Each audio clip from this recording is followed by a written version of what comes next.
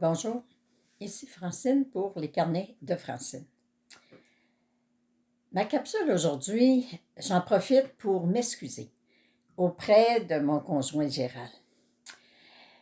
Depuis un an, c'est sûr que l'AVC dans ma vie a changé des choses.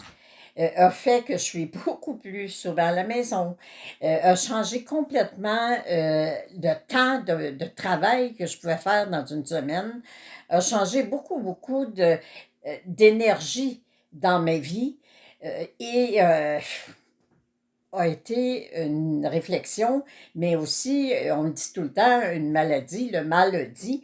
Alors, il faut trouver le message. Qu'est-ce que cette maladie-là a fait dans ma vie? Qu'est-ce que ça a changé dans ma vie? Mais par contre, il faut que j'avoue, j'ai beau être positive, je sais que ma pensée a créé ma vie, mais par contre, de commencer à prendre des médicaments, d'avoir autant de visites chez les médecins, autant d'examens à passer, et puis tu sais, tout le temps, se poser des questions, puis là, tu sais, comment ça, puis d'où ça vient, puis là, on aurait notre test, là, parce qu'il faudrait savoir ce caillot-là, il est parti d'où? Puis, tu sais, je trouve ça extraordinaire ce que je vis au point de vue médical. Je disais, des fois, on me disait, ben, il va falloir que vous ayez un rendez-vous avec le neurologue, mais ça peut prendre 2 à 3 mois. 2 jours après, on m'appelait. On a eu une cancellation, est-ce que vous pouvez venir demain? Et, alors, c'était vraiment, j'attendais pas, j'ai eu des bonnes personnes, ça répondait à mes questions, une ouverture d'esprit aussi de croire que oui, la maladie, on peut la créer dans notre vie. Mais pourquoi je m'excuse à mon conjoint? Parce que je suis pas toujours patiente. Puis présentement, on m'a averti que je serais opérée le 4 mars pour la glande thyroïde. Et j'avoue que le Ho'oponopono que je suis en train de faire présentement, c'est que lorsque j'ai été hospitalisée suite à l'AVC, j'avais comme compagnon de chambre un monsieur qui avait fait déjà un AVC et qui s'est fait opérer pour une cataracte. Et pendant l'opération, il a refait un AVC. Et il s'est ramassé à l'hôpital, puis il ne comprenait pas, il ne savait pas. Et tout ce que je me souviens, c'est qu'on me dit Monsieur Roy, l'ambulance s'en vient, on arrête tout, vous en allez à l'hôpital. Alors, qu'est-ce qui se passe quand quelqu'un te raconte quelque chose? Tu viens de faire un AVC.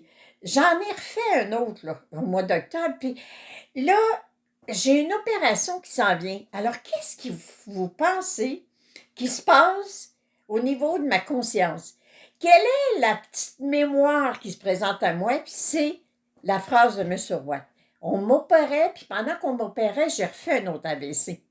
Alors, je suis vraiment obligée de travailler, de dire, cher Dieu, je suis désolée de douter.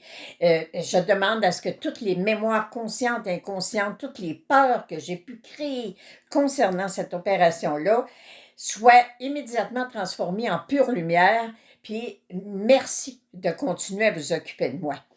Mais par contre, en étant dans l'inquiétude, en travaillant, puis en disant pas nécessairement tout ce que je pense dans ma tête, là, dans ce moment-là, bien, parfois, mon conjoint peut me dire quelque chose, puis ça m'énerve plus. J'ai moins de patience.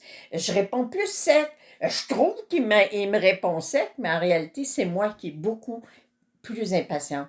Alors, oui, je suis une personne humaine, puis oui, je m'accueille dans le fait que oui, je peux être impatiente, puis je ne suis pas toujours gentille. Mais par contre, maintenant, je le reconnais. Et maintenant, je suis capable de dire à mon conjoint, mais regarde, je m'excuse, je suis désolée. Je suis désolée, je te demande pardon, parce que oui, il y a quelque chose qui se passe en dedans de moi, puis je suis en train de travailler ça, puis je veux vraiment rester dans le positivisme, puis de continuer à savoir que tous les guides de ces médecins-là qui vont s'occuper de moi le jour de l'opération, bien, ils vont être, eux autres aussi, ils vont être en canalisation, eux autres aussi, ils vont être guidés, puis ils vont être dans le plan divin. Alors, merci Gérald de partager ma vie, d'avoir toi aussi accepté ce changement-là que moi qui est toujours à la maison alors que j'étais toujours sur la route avant, de m'accueillir là-dedans puis de m'aimer autant. Alors je prends le temps de te dire que je t'aime et merci. Merci. Une chance qu'on soit. Je t'aime.